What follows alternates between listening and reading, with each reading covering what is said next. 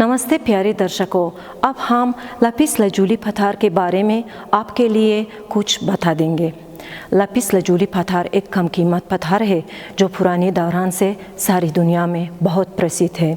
लपिस lazuli पत्थर बहुत सुंदर है और गहने के खेत में बहुत ज़्यादा पुराने दौरान से उपयोग करते थे। प्राचीन समय में लपिस लजूली पत्थर से सुंदर बर्तन बनाते थे और नक्काशी के भाग में उपयोग करते थे। इस पत्थर से अंगूठियाँ, कंगन, चूड़ियाँ और दूसरे जेवरात बनाते थे और चित्रकला में भी इस पत्थर को बहुत ज़्यादा उपयोग करते थे। इस पत्थर को वैज्ञानिक भाषा में लपिस लजूली कहा जाता है। लपिस लजूली पत्थर प्रथम श्रेणी वर्ष के पत्थर में शामिल है। यदि आप इस प्रदर्शनी को देखना चाहते हैं तो कृपया ताजिकिस्तान के राष्ट्रीय संग्रहालय में आपका स्वागत है।